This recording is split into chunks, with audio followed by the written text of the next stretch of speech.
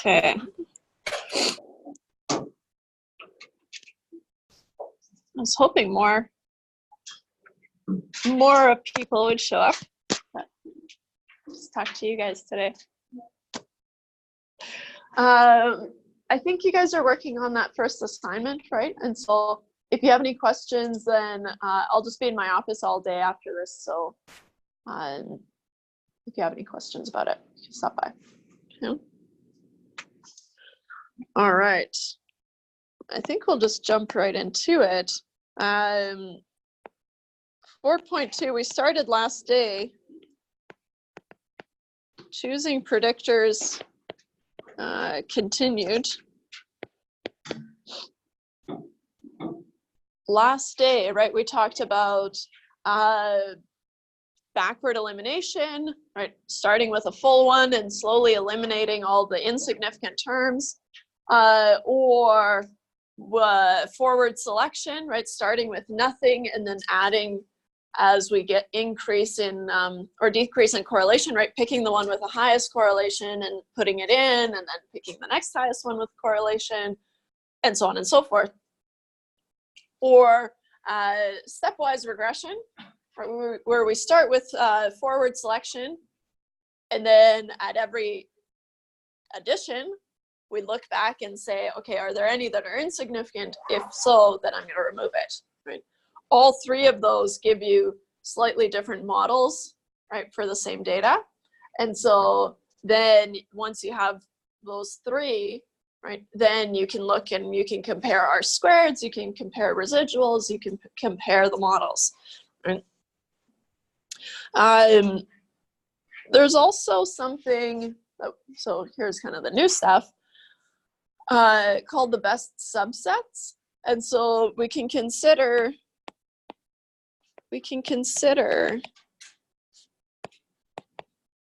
the best subsets. And this is something that you definitely just use R to do, right? Use the best subsets. I haven't tried it, but I'm sure a quick Google of best subsets in R will tell you what to do. And I'm sure there's lots of packages that do it. But what it'll give you is it'll give you a list of, so you feed it all the predictors. So, or actually, by giving R, as in the program, by giving R the list of possible predictors,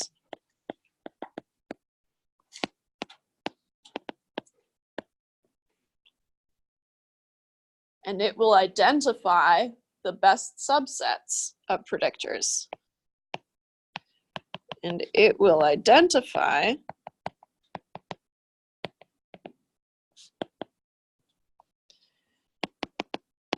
the list of best subsets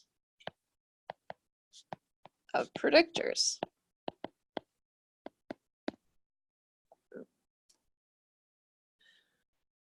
Usually it's using what's called Mallow's CP, and I completely forget what it does because it was a while ago that I read it. I'm sure it compares R-squared or something.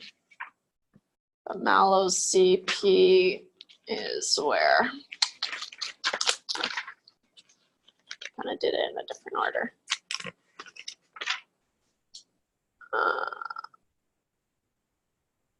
The sums of squareds, the residuals, takes into account the subset of the predictors. So how many predictors, right? You're penalized for having too many predictors. And so it's kind of a trade-off between the fit, right, and how many predictors you have. And so we can use Mallow's C subscript P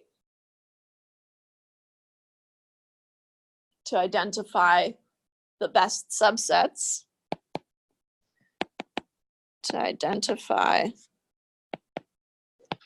the best subsets No worries.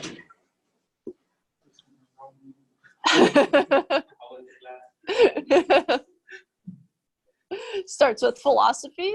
You're like, I don't know. So here, what we are going to remember, right, is that a small CP indicates a good subset, right? And so a small CP indicates a good subset of predictors.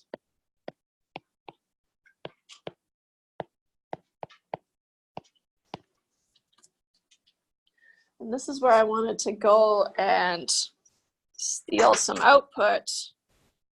I wonder if, oh, I did too, good. Hey, where's it?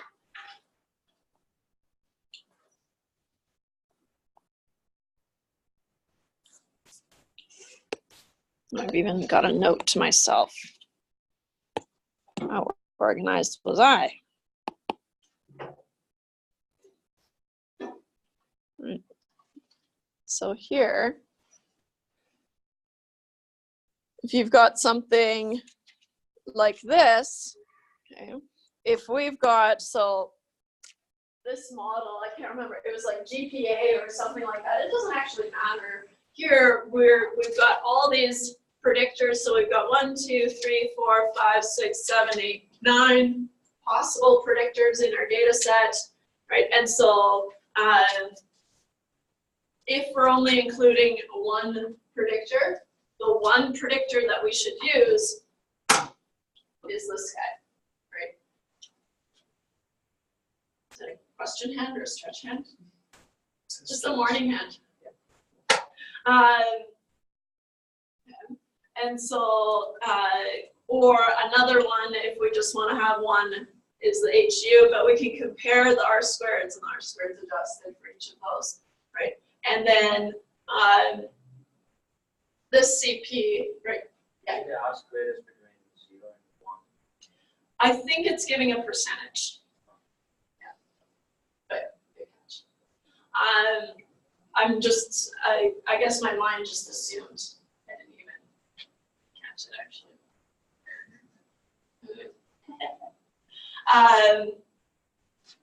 You're right, but I'm assuming these are percentages. And then it gives us the mallow CP as part of the output. And so what we remember is we go for the lowest CP that we can, right? Because that's going to maximize the fit and kind of minimize the number of predictors, right? Because of course, if we just have one predictor, we know that usually we need more than one predictor. And so that's reflected in the CP, in the high CPs here.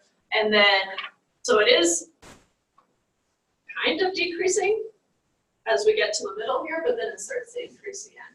Right? So as long as you remember that, okay, well, a low mallow CP, that's what I want to find my best subset. And so for the lowest mallow CP, the ones that I'm looking at here are these guys, right?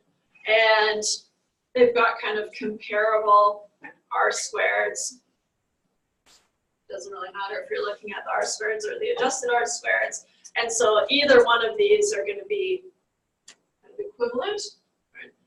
And so then you can look and say, okay, well, the first variable's in there, second variable's in there for both of these.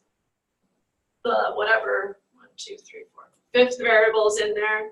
And then the switch up is between having this one in here or this one in here. And then both of them have the last one. Right, so it's just indicating, oh, try this combination, right? Try this combination.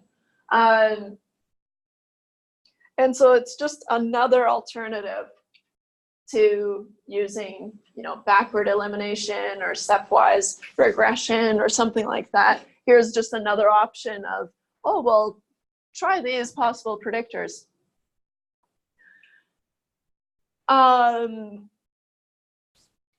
Oh shoot, what was I going to say here? I wanted to say, make a note here, that here, These are all the possible predictors.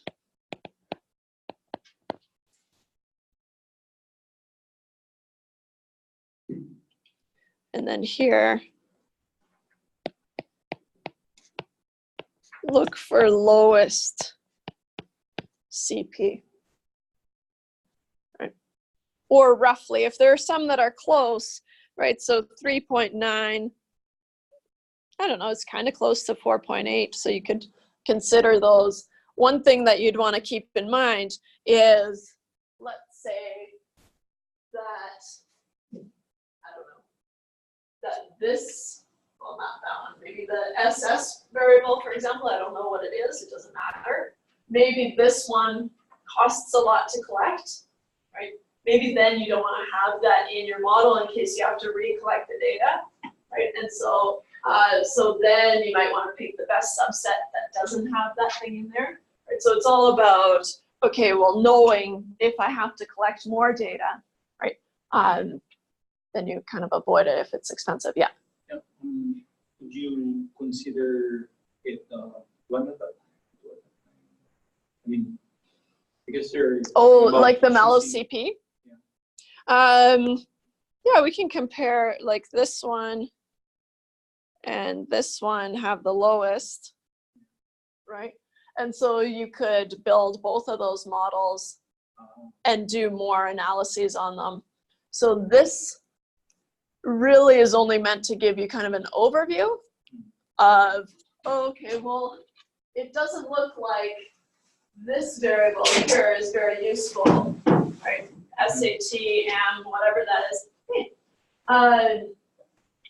It doesn't look very useful, so I'm not even going to bother including it in my models, right? But here, it just gives you an idea of, oh, you could try this one, just so you don't waste your time on something like this high CP here. Cool.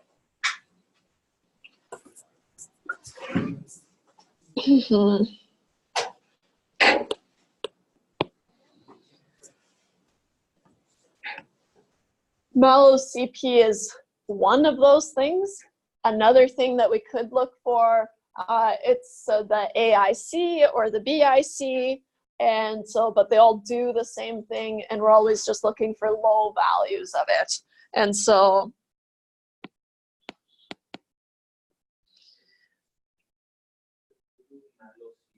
And then we do forward and backward steps. Mm-hmm. Or we just take the variable from mallow CP and I would probably do them separately because part of the work of the backwards elimination, for example, has already been done. There's no harm in applying backwards, stepwise, or forward methods on something like this, but the mallow CP is kind of taking the place of that, right, a little bit. You could compare them, right? So you could add this to your roster, so now you have 4 possible things, but then the mallow CP usually gives you more than one option for a model. So now you've got potentially, well, here we were pulling 2 models. If you use all these predictors and you do a backward elimination model, you do a forward selection model, and you do a stepwise regression model, you've got 3 models there, 2 more models here, lots to compare, right? Compare them all. this would be quick and dirty method to do it. Mm-hmm. So there was something. For me, I would start with maybe backward elimination or something like that to have a look, but maybe that's just my preference. I'm not sure. Right? Or stepwise regression, right? A little combination of the 2. And so other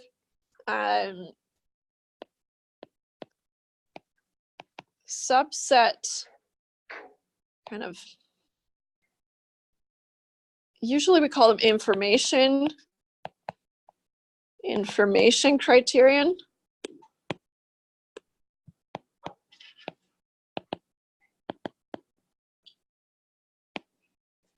We could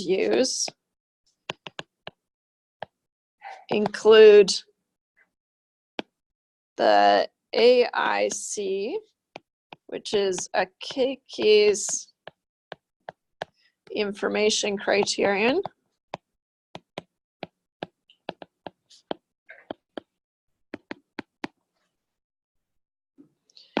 Or the BIC, which is the Bayesian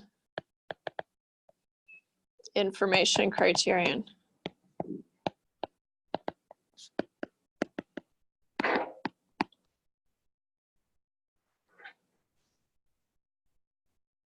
Have you guys heard about Bayesian statistics? Yeah? Good. We Sort- have heard the term, but Heard it thrown around? So what we're doing is, so when we do analyses, right, we do frequentist statistics, which is we collect data and then we, based off of information from this data, we draw conclusions, right? Bayesians work the other way and say, oh, I know nothing about this, right? And then, but I guess it could be something like this. And then they go and look at the data and compare it and just kind of tweak it that way, right? So it's just kind of like another way of doing it. Right? It got really big. So I'm a frequentist. So, and most people are still frequentists. The cool kids are Bayesians. So, man, I know. Oh, to be a Bayesian. There's a song. It's like the Bayesians, they have like annual meetings and whatever. So Bayesian statistics is kind of a big field. Right? I was raised old school, so I'm a frequentist, but it's okay. Doesn't matter. But Bayesian statistics really took off because now we have computing power. It's cheap. We can do whatever we want, right? And so, but yeah, so pretty cool. And actually, there was an exercise in one of the earlier chapters where they got you to try some Bayesian stuff.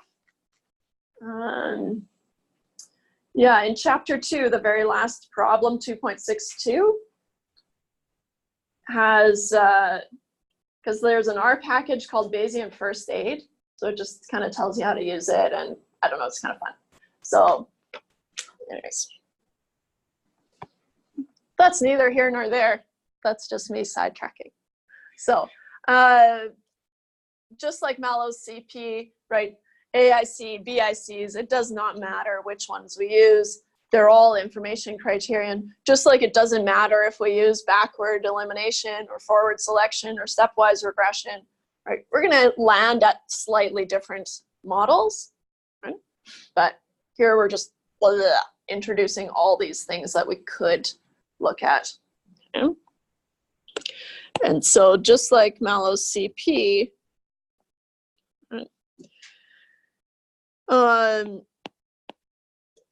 smaller values,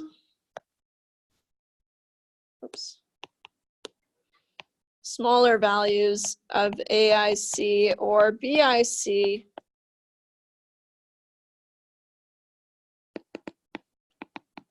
indicate good subsets of predictors.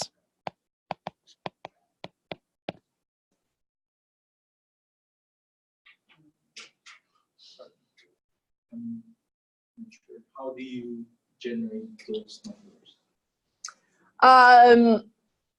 You just use software, Okay. right? And even though the textbook shows you how to calculate Mallow's CP, we're just going to use software, right? And so you can have a look at it. Takes into account the sums and squares of the residuals and the mean squares of the residuals, the number of predictors, the sample size. It takes all those things into account. But for us, we just need to know, okay, well, Mallow's CP is something that I can use to pick a best subset, and I'm looking for a low value. Right? Mm-hmm.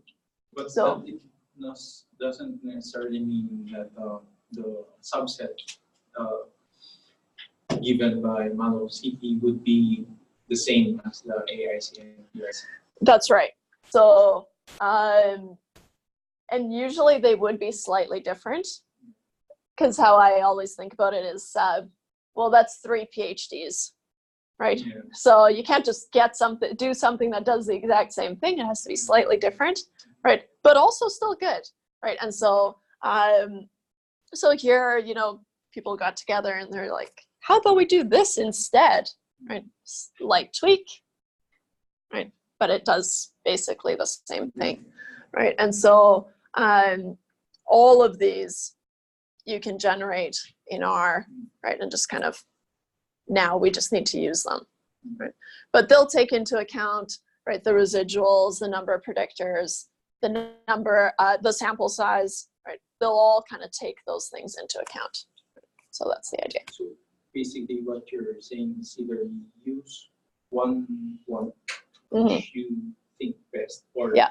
you can use a combination to trim down or really point Yeah. which ones would you use. Yeah, exactly. So yeah, you can use any one of these, but as far as for us, right, the AIC, BIC, they're options, but if I am asking you to do something about this, I would probably give you Mallow's CP, right? Just because that's the output that we've had a look at. But all of them can be calculated in R.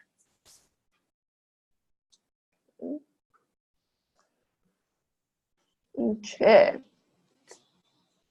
So, there was another thing, or maybe it's not. So we're just looking for small values for all of those. Yeah. Okay. Good. Oh, Luis, I brought you a textbook. I don't think you're gonna like it. I flipped through it and I was like, oh man. Ugh. No, here. Need to entertain you guys somehow, right? Here, have a textbook.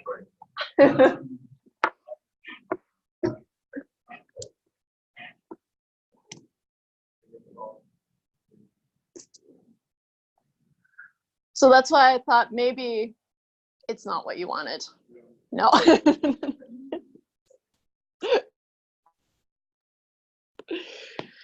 But that's what's going on in the background. It's just kind of nasty.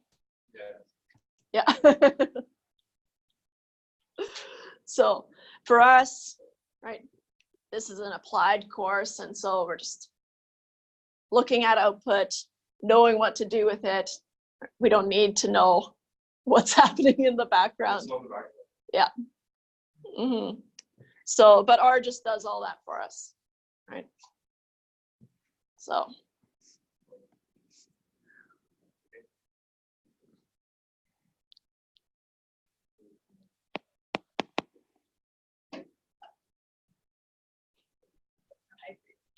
If we look at, we are going to say that we don't need to Yeah, everyone's like, no.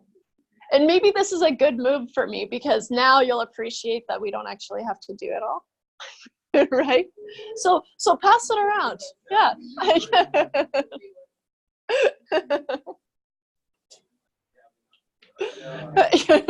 it was going to be different. But that's kind of the next step that we would do. So I like just sticking to the applied stuff, right? Where we just do it, and look at it and just kind of keep going.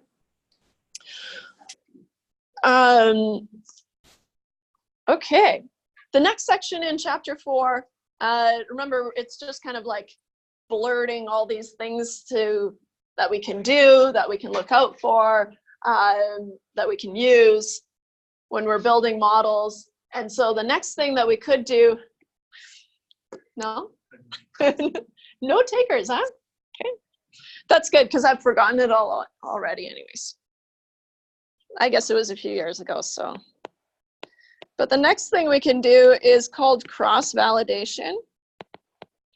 And it's actually kind of a cool thing and pretty fun to think of. So, because if we built a model, right, we built this model off of data, right? And so we've collected data and we built this model. And even if we get this really good fit for this data, right?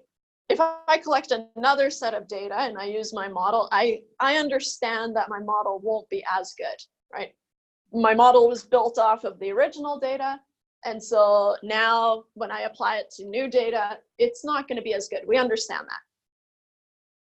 So what we can do, assuming we have kind of a large enough sample, right? But even with a sample size of 50, what we can do is we can put aside half the data or 20 subset of 20 data points, right? So what we do is we have a holdout sample, and then we fit our model on the remaining, let's say 30 data points, right?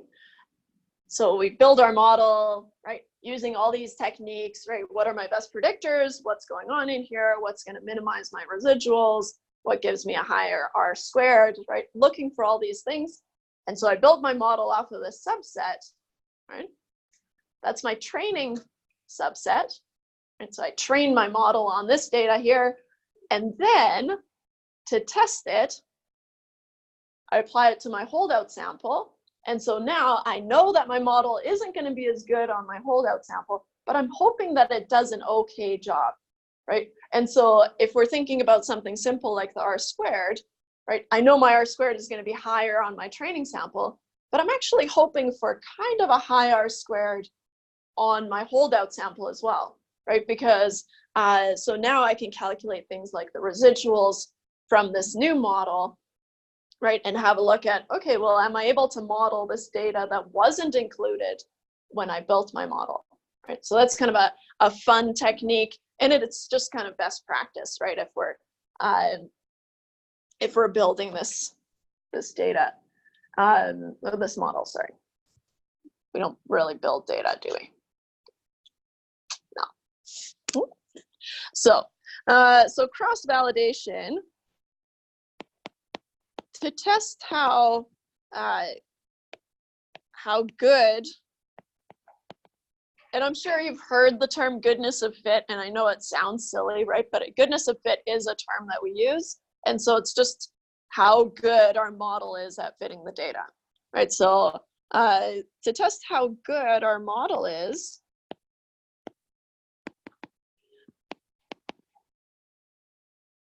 at predicting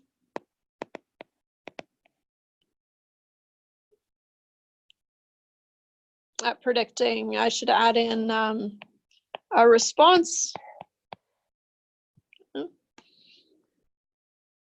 It's common to create a training subset and a holdout subset. So it is common to create a training subset and a holdout or testing subset.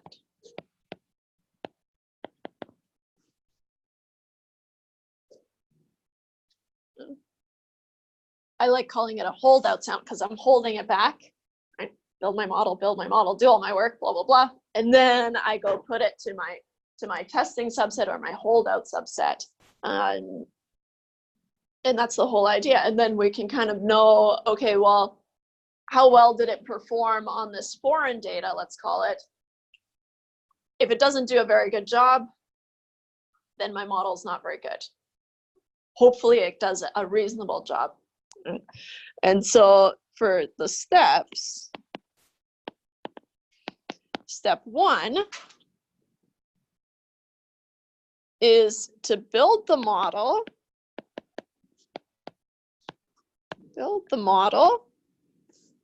on the training subset.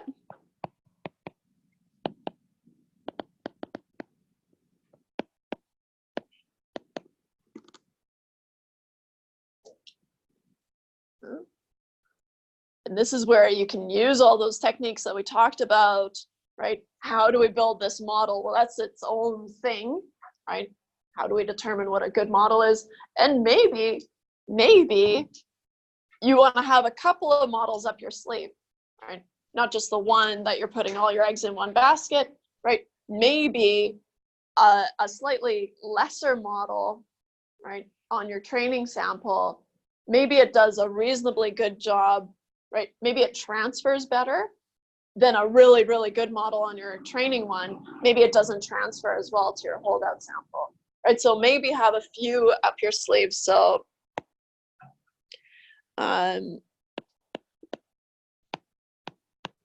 we could build a few possible models.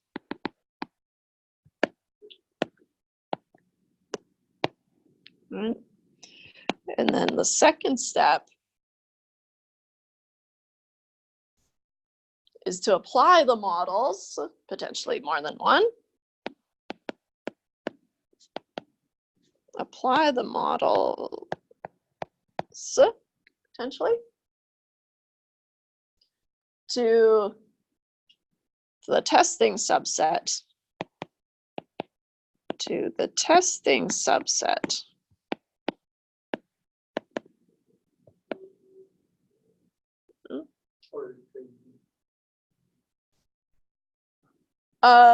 Well, you built it off the training and then you put it on the testing. I know. Also why I like to use holdout, but if I'm using it to test my model, then I'll call it a testing subset.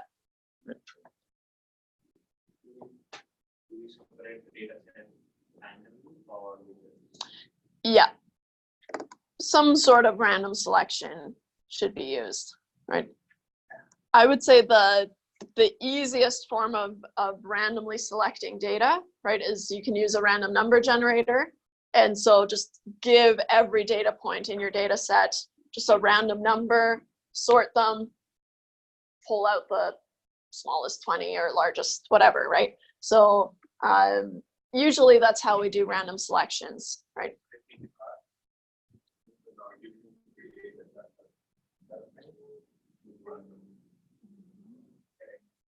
Yeah, because you can use just a random, like it has a built-in random number generator, right? Because you can pull from any distribution, and so you would be pulling from probably a uniform distribution. You could pull from a normal distribution. Yeah, but I wonder if it can just pull a random sample. Probably. I don't see why not. But probably what it does, it assigns a random number and then pulls them, right? I'm assuming you would just tell it which ones you want pulled. Right? So something to play around with. I cheat and I just do it in Excel. I know. Because usually the only times that I've done it where it really matters is for drawing like prizes for surveys and stuff. So didn't have to be fancy. Data is sorted in a way that smallest values are on first and the largest values are on second. When you build your model on smallest value. Oh yeah, no, you don't want to do that. Yeah, so you definitely want random selection. How you get there, yeah, it doesn't really matter. You could even do something weird, like maybe just every other observation, every third observation. I know that's not random, but sometimes it does the trick, right? So you would probably want to have a look at the scatter plots, right, of the response and the predictor, or one of the predictors, maybe, just to make sure that they look sort of similar. So one's not straight and then the other one has this huge curvature, right? So they should be pretty similar. So apply the models to the testing subset. Okay. To see how well the models potentially perform on new data.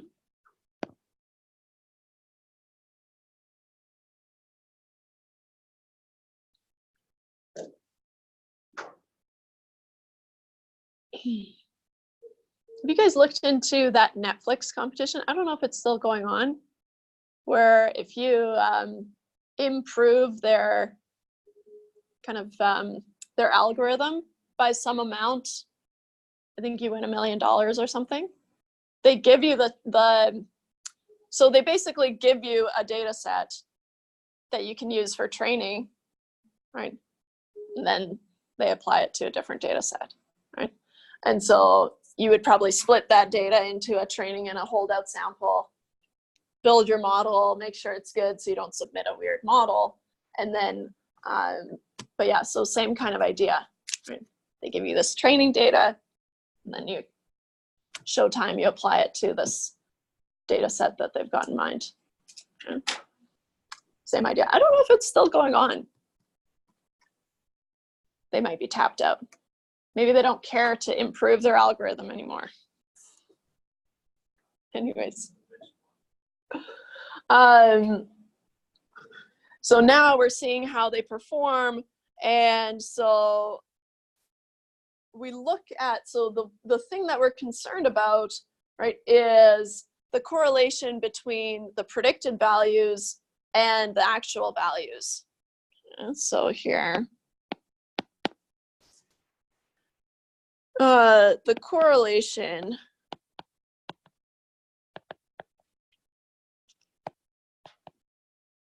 between the predicted values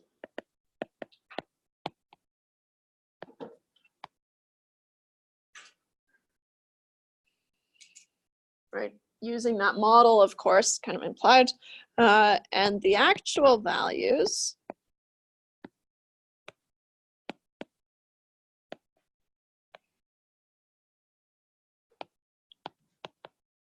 for the holdout or testing sample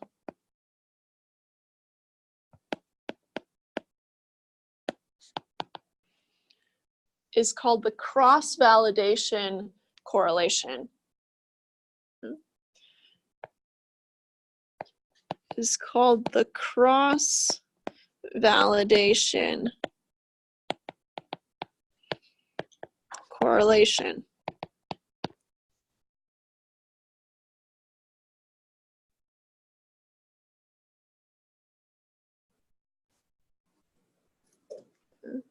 Because remember, we could have more than one predictor, or we likely have more than one predictor, right? And so that's why we don't want to hinge on the correlation between, you know, a predictor. Instead, we just look at the correlation between the predicted values and the actual values, right? Are they closely related? Yes or no? And so now, to compare these two, right, we've got an R-squared for our training model, right? And then what we can do is we can square the cross-validation correlation. Whoa, fun to say. Cross-validation correlation, we can square it. That's going to give us essentially an R-squared. And then the difference between these two R-squareds is going to be called our shrinkage, right? Because what we know is, okay, well, my model might have been really good on my training set, right? My model's not going to be as good, right?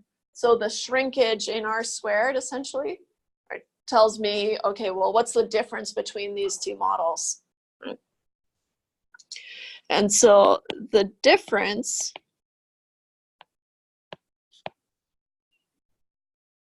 between R-squared for the training sample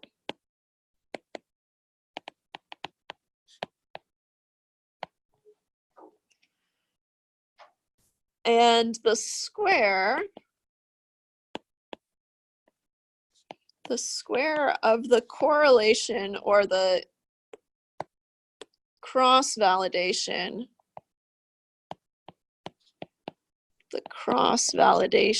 correlation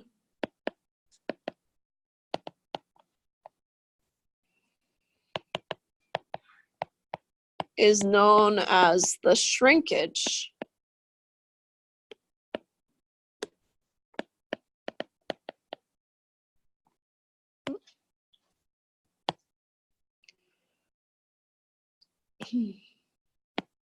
So if we had to kind of visualize what that blurb just said, the shrinkage is the R squared from the training minus the cross validation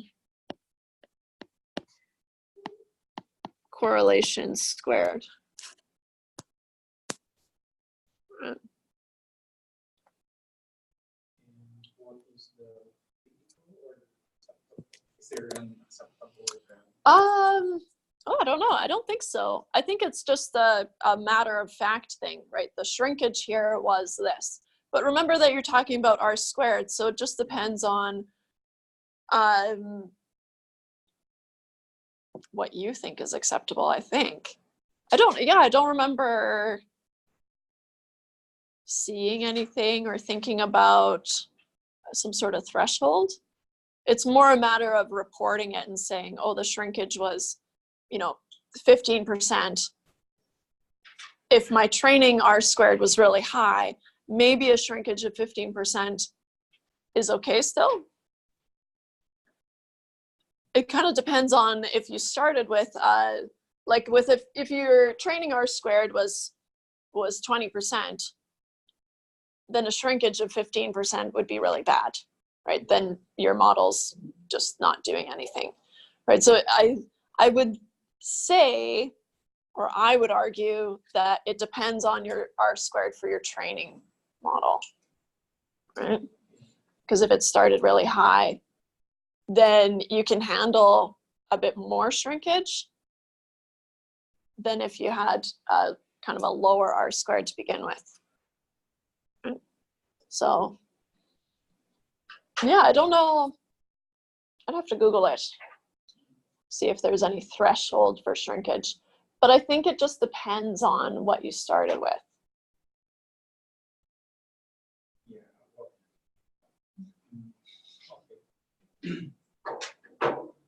I know you guys always want hard and fast rules.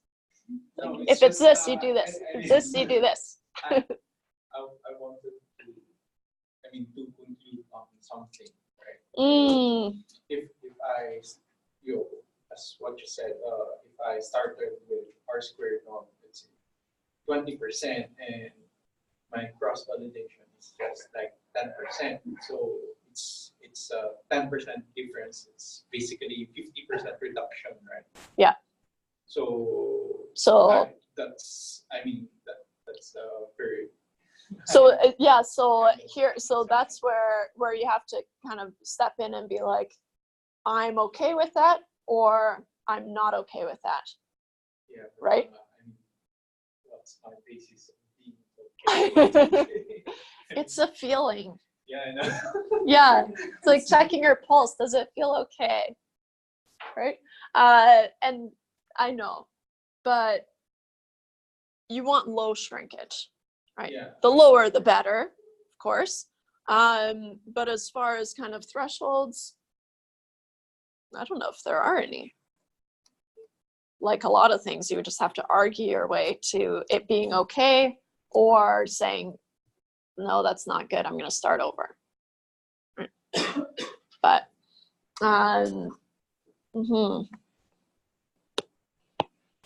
It's like a book from the other test. It's we're trying to predict if the person has a cancer or not. Yeah. So, and my original, the training data set, I have an R squared of, let's say, 50%. Yeah. And then my cross validation is, I would say, let's say 30%. So I have a 20% difference. Now Yeah. it's approximately, I think, 40% reduction. Mm-hmm. So would that be a good thing or a bad thing? Something. I guess it depends on how comfortable you are with that shrinkage, right? Because Yeah, like going from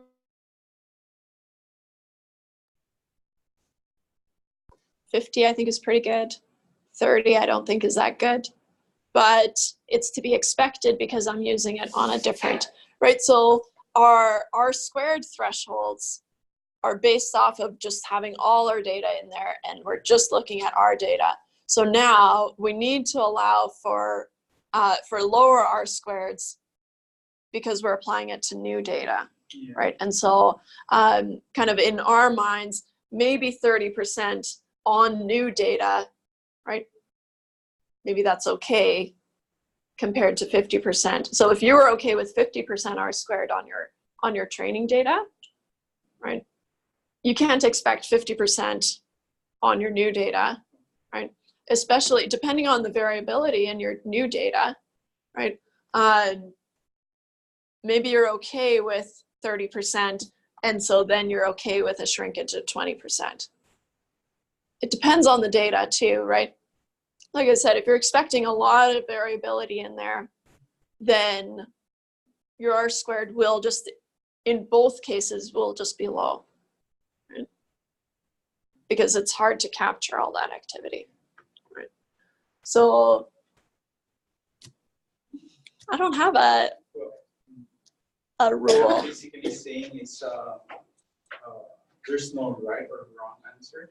That's right. It depends on who is consuming the data and whether he accepts or rejects your analysis.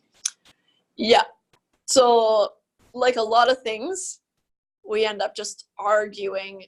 So if you built this model and you're okay with your shrinkage, then it's your job to just argue that that shrinkage is okay, right? But it boils down to you being okay with that shrinkage, right? If you're not okay with it, then why would you present that model to someone else, right? You would, at the end of the day, you would land on a model that you're okay with, that you think performs well on your data. You report the shrinkage, but, right? And then you argue, yeah, this is larger than I expected, but here are some reasons why, right? There's a lot of variability. Maybe if I could collect more predictors, just kind of explain it all away, usually. Right. Use the more terms. Exactly. It's like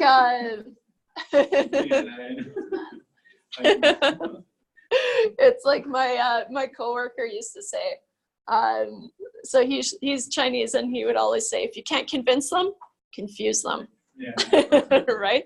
And so definitely a lot of that going on here. And in, like, if you're always aiming to convince people, right? And so you're always trying to back up what you're saying, your conclusions, right? And so one of the ways that you could say that is you could argue, oh, I have really low shrinkage compared to what I was expecting, right? Something like that. So we're aiming for low shrinkage.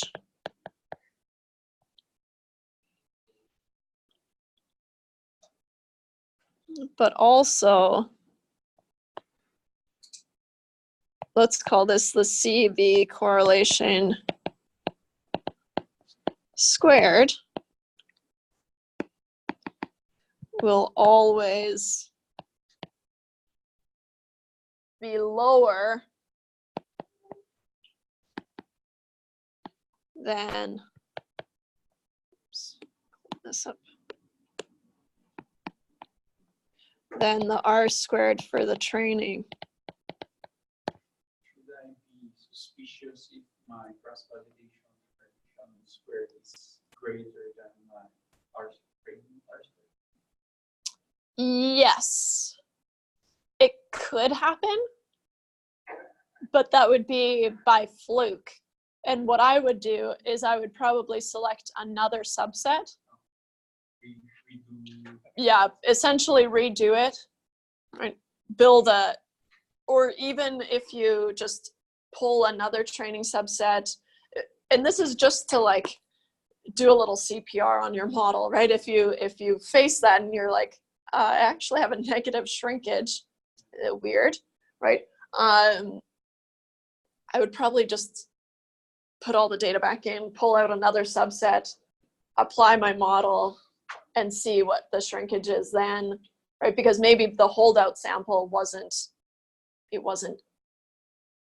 random, right? Is what it would boil down to, right? Maybe it wasn't randomly selected, and so, which means that your training subset wasn't randomly selected.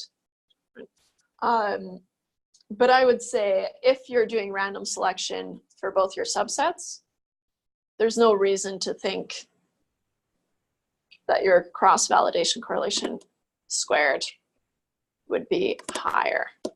It can happen, but the probabilities, the p-value is very small. I'm just trying to say that I would be suspicious if I would definitely be suspicious, yeah, because something's going on there.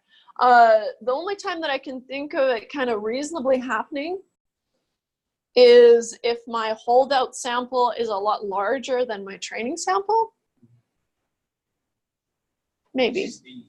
Should be the other way around. Yeah, usually our holdout sample is a little bit smaller. Or if we can afford to do an even split, fine. But our holdout sample is typically a little bit smaller, just than our training one, because we want to have good. We want to have a good training data set for our model, right? And then we test it against these other subsets. And ideal split would be 70-30. He must number for everything. I know. I'm like, I'll never tell. It depends on your sample size, right? If you, I know. I'm like, Figuring out women, right? Sorry. This is gonna be a tough course if you want numbers for everything, because a lot of it is just feeling and arguing and just kind of trying your way there. I know. Since there are numbers, you're trying to fit everything in the parameter.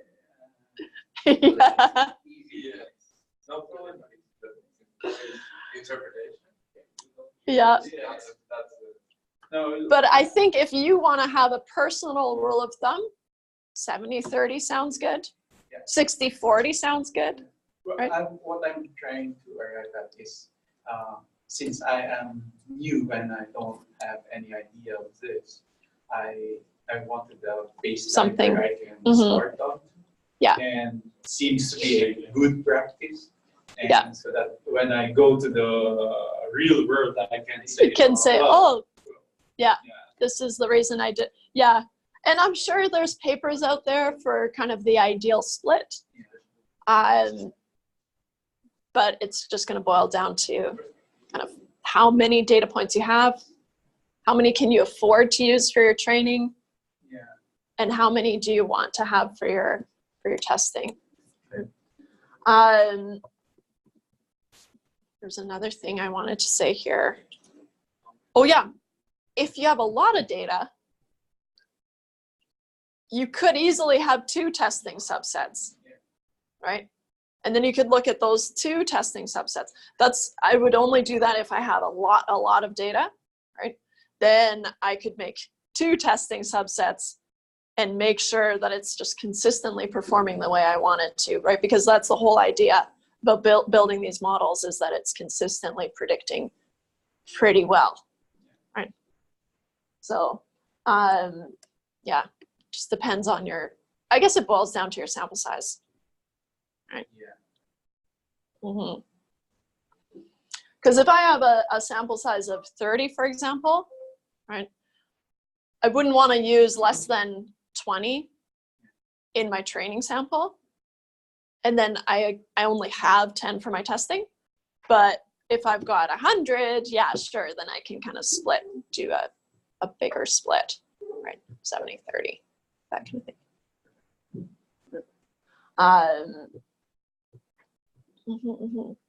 but your testing subset does not need to be as big as your training subset.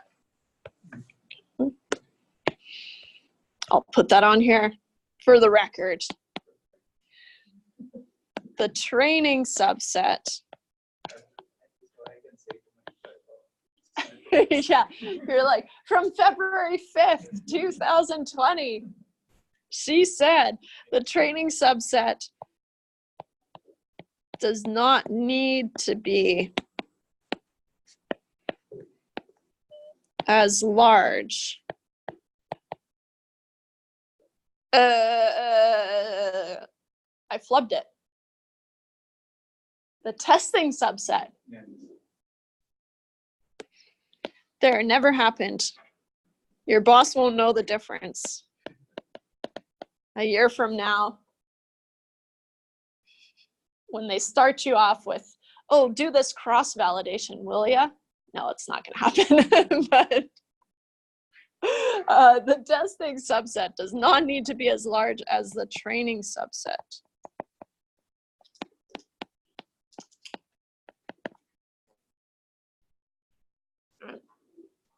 Cool. Cool, cool, cool.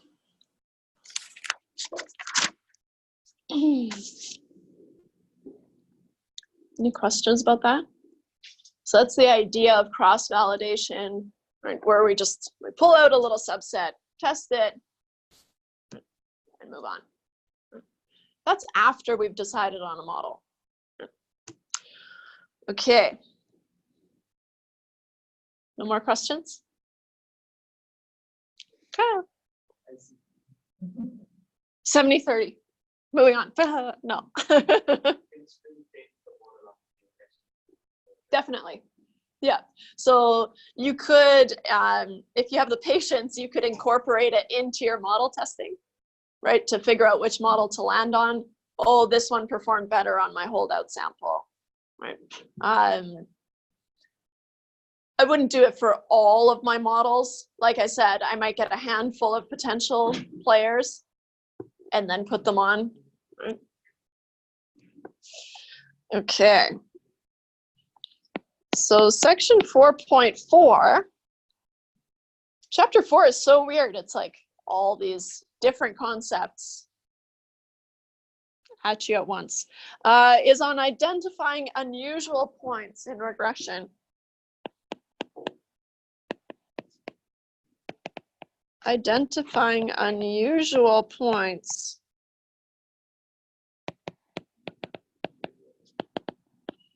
in regression.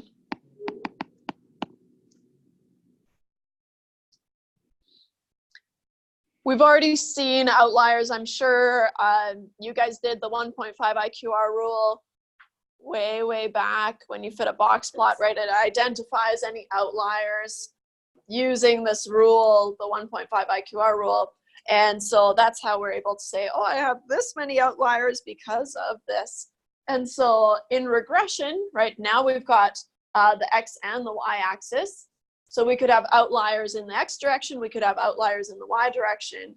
And so there's a couple of different ways that we could use to identify these unusual points or outliers, right? And also to classify them as somewhat unusual, very unusual, right? We've talked a little bit about outliers, right? Where we say, okay, I'm gonna fit the model with the outlier, fit it without, do a comparison. So now we're just taking that a little bit further and looking at, okay, well, how do I identify these outliers, right? I don't just go on a hunch and say, oh, I think this one might be, so I'm gonna pull it out, right? There's actually rules. So, and this is the one, so I think it was not the first day, because that's where we got together and I just said, I don't know what's going on, blah, blah, blah.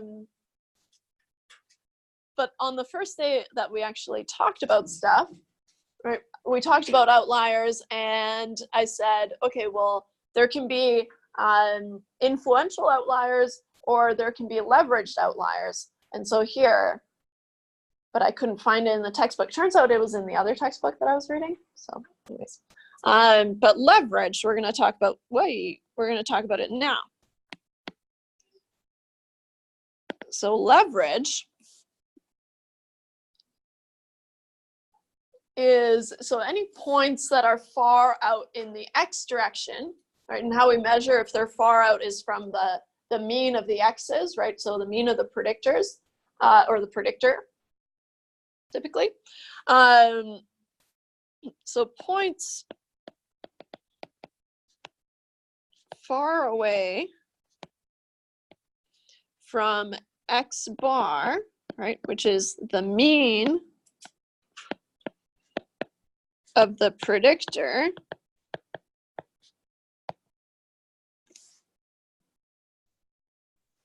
have a greater potential at influencing the regression line, right? Because now they're out in the x direction, and so have a greater potential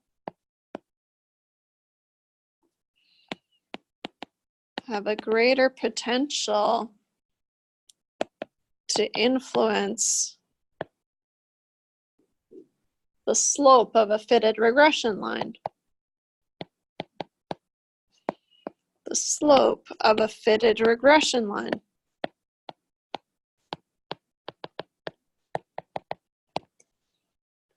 Right, so for example, if you have something like this, right, in the x direction, y direction, whatever it is, and let's say most of your data is hanging out over here. Okay. Then your line of best fit might look something like this, pretty reasonably. Right. If you've got an outlier in the x direction, then you might have something here. Or even you might move it up a little bit because maybe it's in the usual y range, right? So that's in the typical y range, but it's not in the typical x range, right? Because all your x's are over to the side here.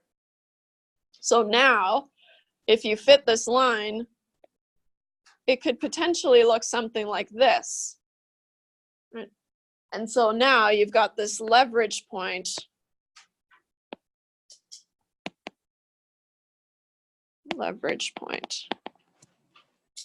because it's able to pull that regression line.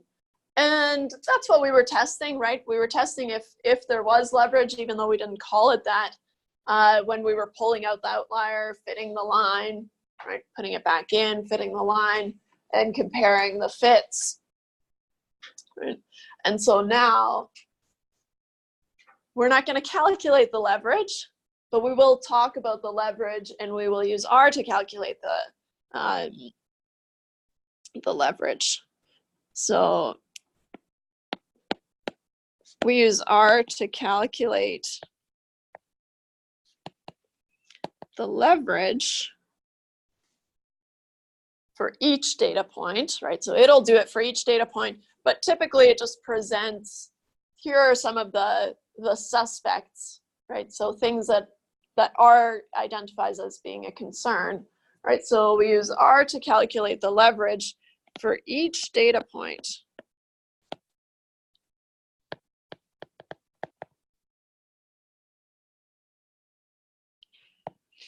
And leverage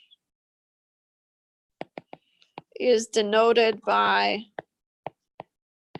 H subscript I, right? Because each data point or each I observations has its own leverage.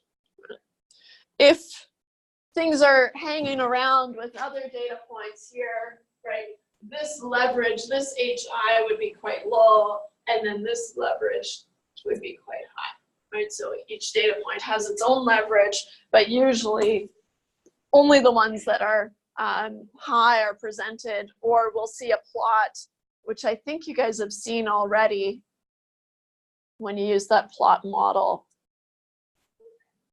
I had to look at it. Command. Anyways, we'll look it up. So the leverage how do we decide if we have high leverage or low leverage? Because it depends on our sample size, right? If we've got a low sample size, then usually our line is a little bit more flexible, right? It's not as kind of held steady as it is by large sample sizes. And so in simple linear regression,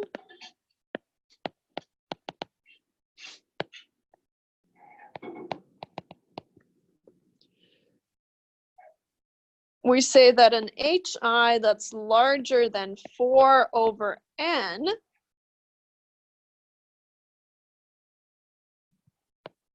has somewhat high leverage.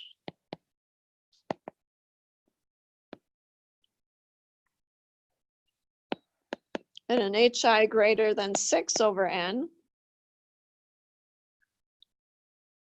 has very high leverage. So it depends on your sample size.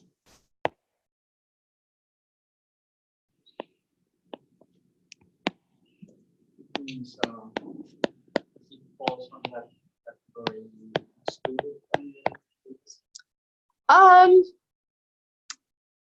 Yes, you're gonna run the models and see. It just depends. So sometimes it's just a method of identifying potential outliers, and then you dive deeper into those outliers. Was it a data entry error, right? Or was that a reasonable thing and something unusual that we should actually care about very much, right? So these guidelines are just for identifying unusual observations. And so, and then how they came about is something to explore further.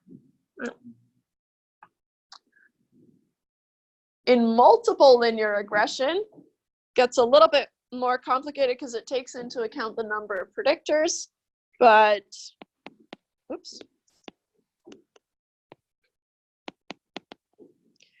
In multiple linear regression,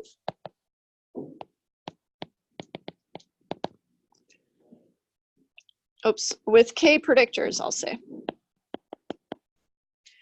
With K predictors,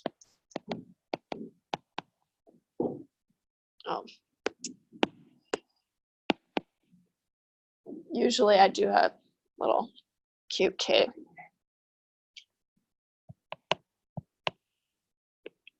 Maybe I'll make room for both.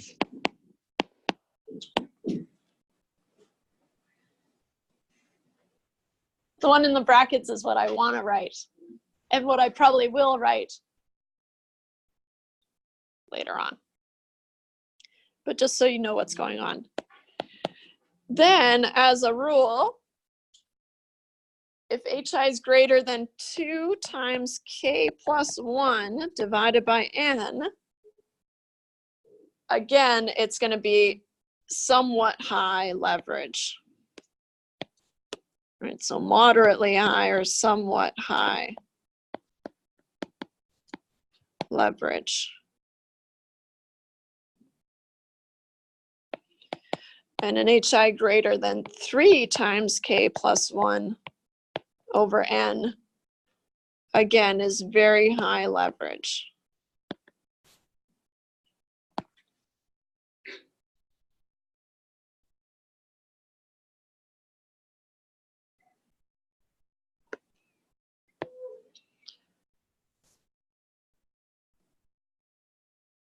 We use the leverage to identify unusual points. Then we go back in and we try to figure out, okay, why are they unusual? Are they truly unusual? Those are usually the things that we care about, right? Truly unusual. If it's just a data entry error, probably remove it, right? And forget all about it, right? And so we use the leverage to identify unusual data points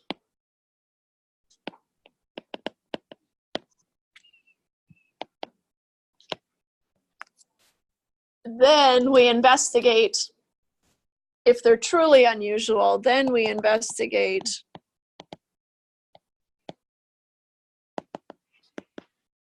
if they are truly unusual or data entry errors.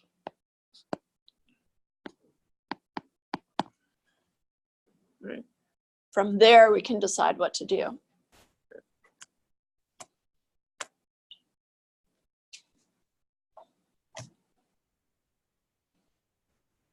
Can I do another?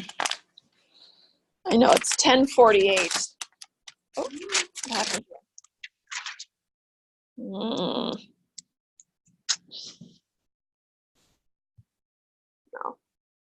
Give up. It's going to talk about the residuals.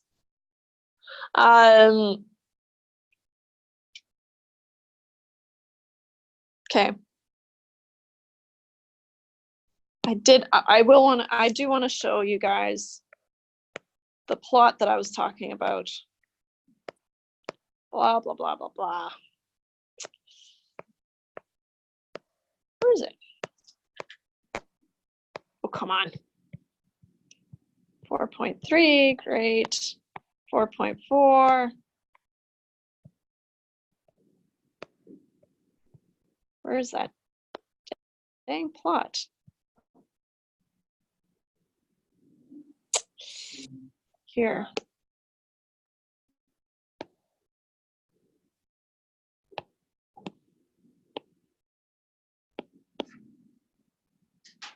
We're going to talk about more of these, but the leverage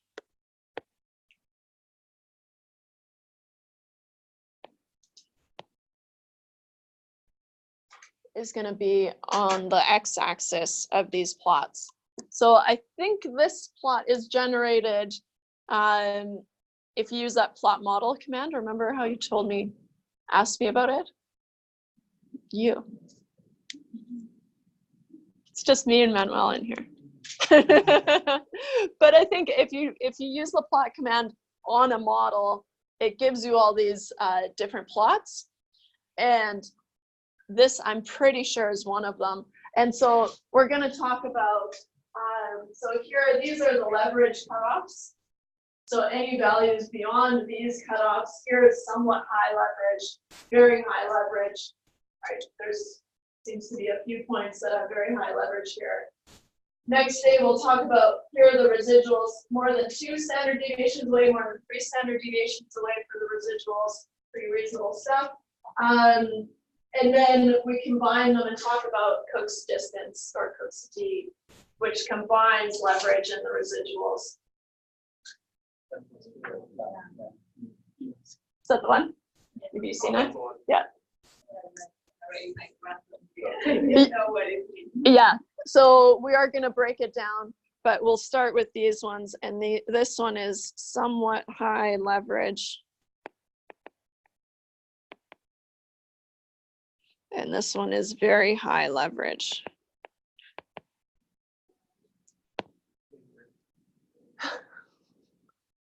Yeah. So next day, we'll talk about the residual one and the Cook's distance. And then we've got our test review. So I won't talk about it a lot, but that's what's coming. And then there's a couple of other sections, but I'll just cut them from the test and we can talk about them later. How about that? Cool. Okay. Any questions? Now I'm going over time. No. Yes. Yes. From the assignment, there's you added level D, right? Yeah. Yeah. We plot the line together with the initial file. Yeah. So in part C, I just want the 2 lines with the same slope. Yeah. Right? Because that's without the interaction term. So it allows for different intercepts.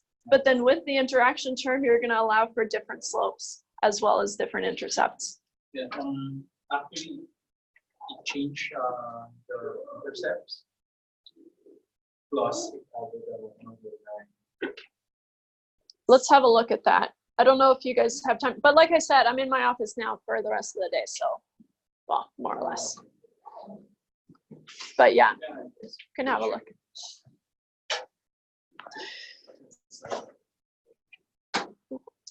Stop this though.